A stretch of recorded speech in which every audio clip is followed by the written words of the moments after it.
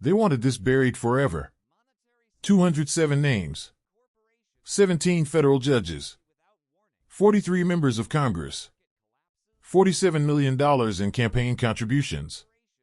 All concealed behind a single classified document. For 6 years, they told us it was about national security. But in 52 seconds, that lie exploded. 2 of Trump's most trusted officials sat frozen as their own signatures appeared on screen, proof they'd created a new level of secrecy that didn't even exist before. Not to protect America. To protect themselves. This wasn't a hearing. It was an execution.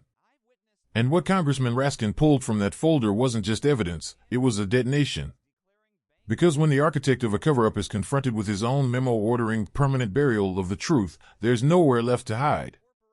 I've seen billions vanish on Wall Street in minutes. But I've never seen power collapse this fast. What happened next wasn't politics. It was consequences in real time. At 2:30 p.m., inside Chamber 254 of the Rayburn facility, the energy wasn't theatrical. It was electric. That type of space is designed for protocol, not revelation. Pam Bondi arrived first. Calculated, rehearsed, ready to deflect with national security talking points. But influence doesn't stem from polished speeches. It stems from truthfulness. Kash Patel entered next. His assurance wasn't justified. It was borrowed from years within federal operations. What both failed to grasp was that Congressman Jamie Raskin wasn't there for show. He was there to expose. And when someone arrives armed with verifiable facts instead of rhetoric, preparation becomes irrelevant. The countdown to truth begins. They brought reinforcements, legal counsel, intelligence contacts, executive advisors, all positioned to obstruct and stall. I've witnessed identical strategies in corporate boardrooms where liabilities hide in fine print. But politics, like commerce, depends on credibility. And once that's compromised, no title or security classification offers protection. Congressman Raskin possessed something more potent than authority. He had unsealed documents, files they believed were permanently locked away.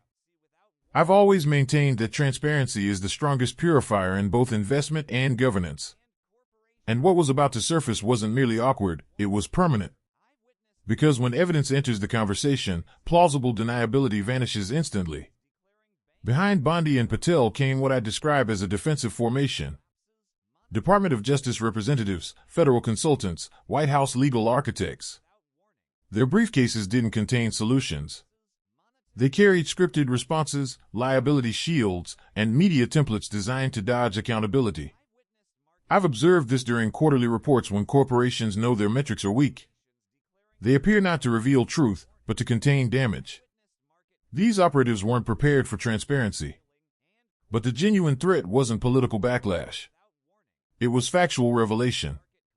They miscalculated one critical element, that documentation, when supported by truth, overpowers any position of influence. And what Congressman Raskin held in his portfolio wasn't conjecture. It was the kind of evidence that doesn't flinch, doesn't manipulate, and doesn't negotiate. The opening minutes suggested predictability, controlled language, scripted procedure, press anticipation of another stalemate. The cameras operated mechanically. But I've learned to recognize when consequences are structural. Composure fractures rapidly. What emerged wasn't political spectacle. It was institutional dysfunction exposed completely. No market indicator was ever this definitive. At 2:33 p.m., Chairman James Comer recognized Congressman Jamie Raskin. Under normal circumstances, 30 minutes would have been consumed by grandstanding. Not today. Raskin didn't require half an hour. He required 52 seconds. And with the precision of a forensic auditor revealing fraudulent books, he started, not with charges, but with courtesy. That approach always signals something irreversible. The transformation was instantaneous. One question, direct, surgical. Attorney General Bondi. Director Patel. Why does Jeffrey Epstein's client registry remain sealed 6 years following his death? I've discovered that a question's impact depends on precision and timing. That one cut through layers of deflection like an investigative report exposing corruption. Bondi, typically composed, halted mid-gesture. Patel, adjusting his collar, appeared less like a federal authority and more like someone witnessing leverage evaporate. What made this exchange historic wasn't the pause. It was what it exposed. Not confusion, but culpability's first visible manifestation, hesitation. That's when the narrative transitions from defense to disclosure. And in those moments, the price of secrecy became quantifiable. Patel adjusted his collar again, a gesture I've observed repeatedly when pressure meets visibility. The lens tightened, not for effect, but for record. Bondi attempted to respond first. Her tone carried that measured professionalism you detect when executives justify disappointing results. She referenced active investigations and national security implications. It's standard protocol. When transparency endangers control, the default response is classification. But Raskin didn't permit narrative drift. With clinical precision, he interrupted. Active, he questioned. Jeffrey Epstein died 6 years ago. In business, time diminishes value. In justice, delay corrupts accountability. Her explanation didn't just weaken. It dissolved entirely. And in that instant, the protection of ambiguity fractured, the atmosphere shifted from passive watching to active recognition. Journalists looked up sharply. Committee members leaned closer. I've witnessed shareholders react identically when leadership falters during financial briefings. Patel intervened, attempting to stabilize the message. He cited ongoing investigations connected to associates. But in doing so, he acknowledged a wider network, still operational, still sheltered. Raskin didn't need elaboration. He simply leaned in and stated the implication himself. If the client registry includes individuals currently under federal examination, then withholding it isn't merely concealment. It's interference. That's not entrapment. That's an admission wrapped in procedure. And once spoken publicly, no legal terminology can reverse it. Bondi's expression hardened, her jaw set. I've seen that reaction before in conference rooms and legal proceedings. It's the expression of someone calculating what remains salvageable. I cannot discuss specifics, she offered. But Raskin wasn't requesting speculation. He possessed the evidence. Calmly, methodically, he opened a manila envelope marked classified. The gold FBI emblem caught the camera light like a reflection held against a compromised institution. He didn't elevate his tone. He didn't require it. The envelope itself spoke louder than any accusation. In investing, we say data doesn't deceive. In government, documentation carries identical authority when presented. And once visible, silence transforms into testimony. Raskin unfolded a document. The seal was recognizable to anyone familiar with classified oversight. But the content was far more damaging than the paper it occupied. It was an internal memorandum dated September 23, 2025, transmitted from Assistant Director Sarah Chen to Director Kash Patel. Patel's demeanor shifted, not with alarm but with recognition. He had authorized the very suppression now being revealed. That moment reminded me of when a CEO discovers internal communications exposed in shareholder litigation. The text didn't require interpretation. It was a blueprint of intention. Raskin read it verbatim. Per directive, completed assessment regarding permanent non-disclosure of the Epstein client archive. The phrasing wasn't unclear. It was calculated policy disguised as security protocol. The following section was nothing less than institutional breakdown. 207 individuals. That figure wasn't merely substantial, it was systematic. 17 active federal judges. 43 congressional representatives. 12 senior corporate executives. And 8 confirmed foreign intelligence operatives. This wasn't collateral complexity, it was infrastructure. A framework constructed not merely on secrets, but on commitments to maintain them. And at its center, a disturbing confirmation from Attorney General Bondi herself. She acknowledged that public disclosure of the registry would, quote, politically neutralize the Republican establishment. The memorandum concluded with one sentence, indefinite suppression recommended under national security exemption. That wasn't protection. That was institutional self-preservation, not public service. No one stirred. Bondi's gaze swept the chamber, seeking not counterargument but escape. Patel remained motionless, calculation absent from his expression. I've seen markets react to revelations like this, immediate, stunned, irreversible. The atmosphere didn't require analysis. Everyone present understood this transcended individual culpability. It was institutional betrayal. Raskin continued reading. His voice remained level. That's what amplified its devastation.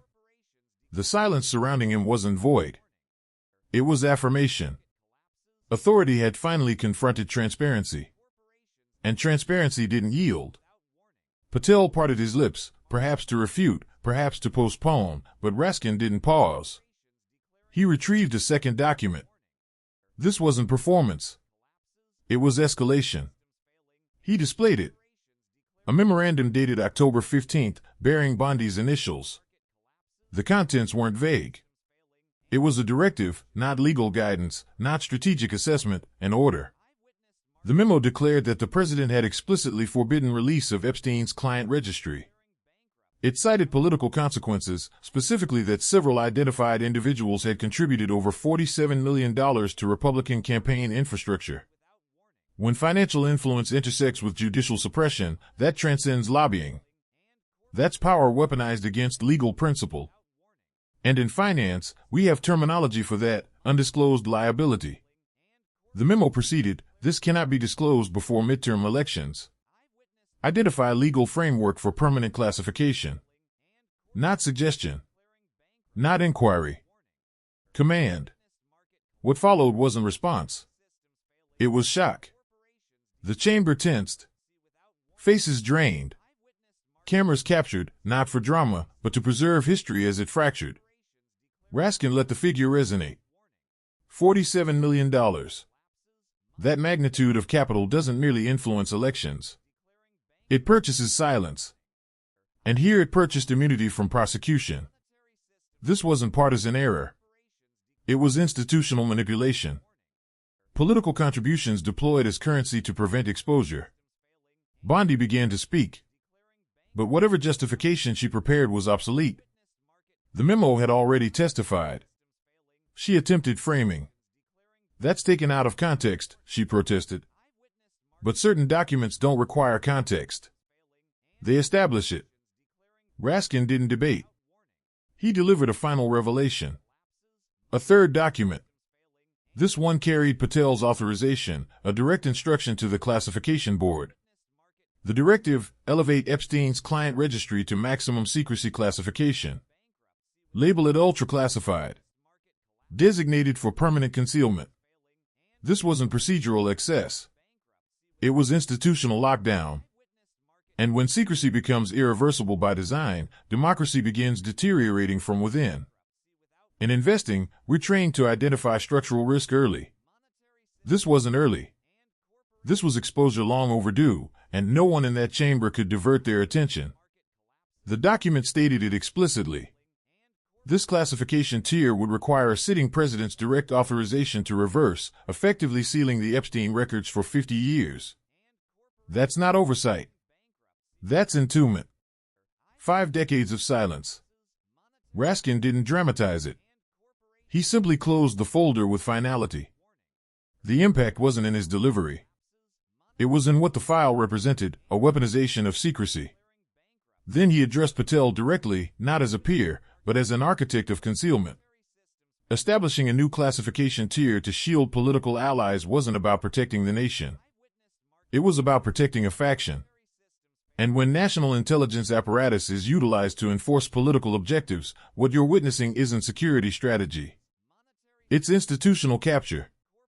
The reaction was immediate. Journalists typed frantically. Devices illuminated throughout the room. Within moments, hashtags surged digitally. Epstein files. Bondi cover-up. Congress compromised. It wasn't a leak. It was accountability. But Raskin wasn't concluded. He retrieved one final document, this time bearing the seal of the National Security Council. He read from Section 4 of Patel's own memorandum. The rationale was no longer theoretical. It identified specific figures. 17 Republican-appointed judges. 43 Republican congressional members. Those identities weren't simply redacted. They were the motivation the registry remained hidden. When disclosure endangers an election, that's not a security vulnerability. That's political liability disguised in legal framework.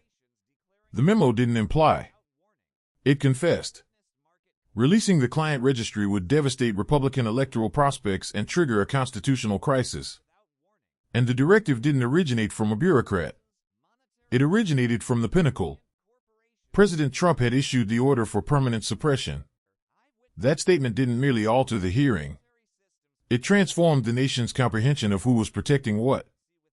Bondi sat motionless, not in resistance, but in defeat.